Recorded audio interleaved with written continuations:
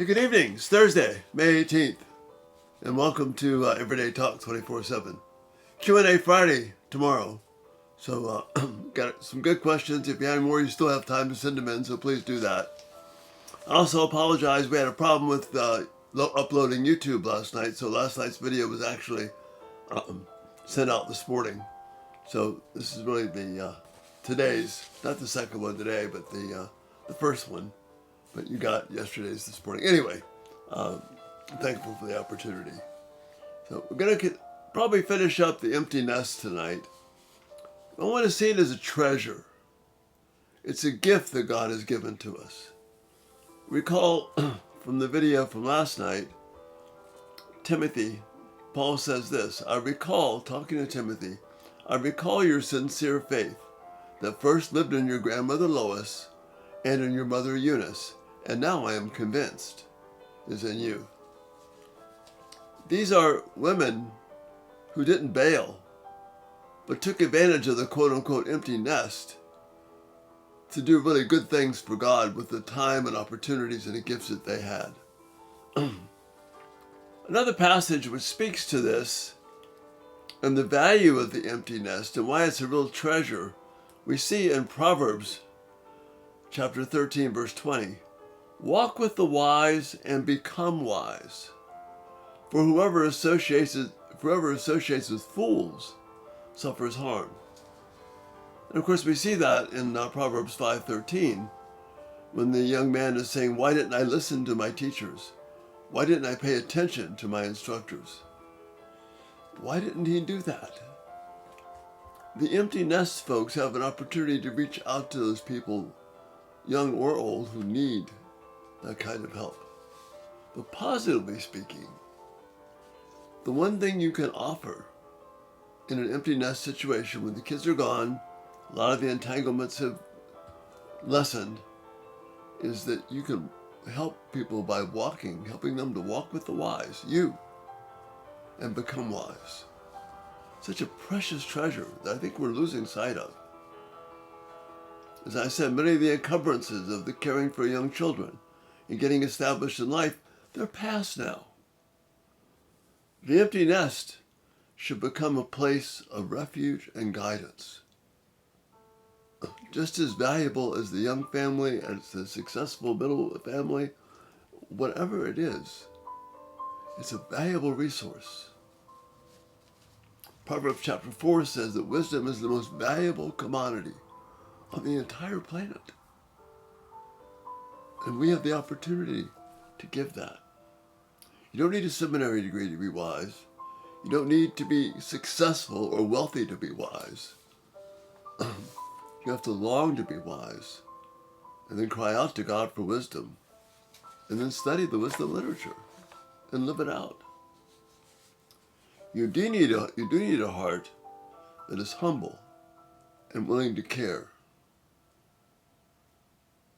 willing to reach out to people in need.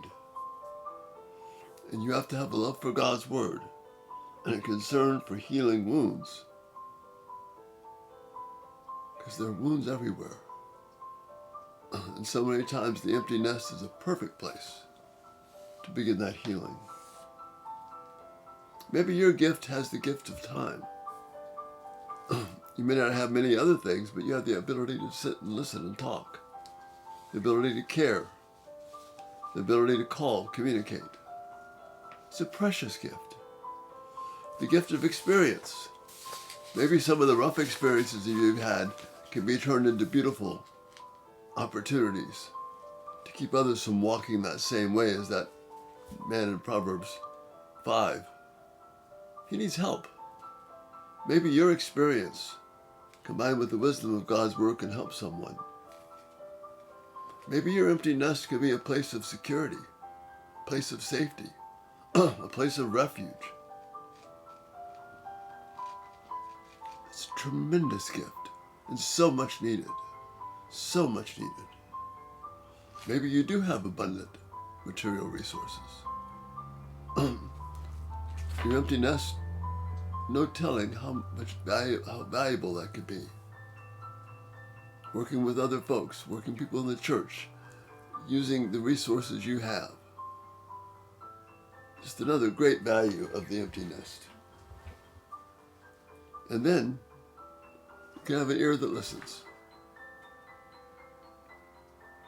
So needed. An ear that listens with wisdom and can point people in the right direction. That is an abundant, precious gift. The empty nest can be a place for young, for those in the middle, or other empty nesters, or people who have lost hope. It's a valuable resource. Don't let society tell us, don't let culture tell us that a child-centered worldview is the way to go. The wisdom of God is what needs to be offered. And folks in the empty nest can do this.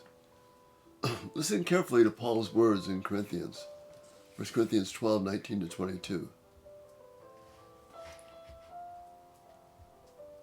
He says here, if the whole body were the same, where would the body be?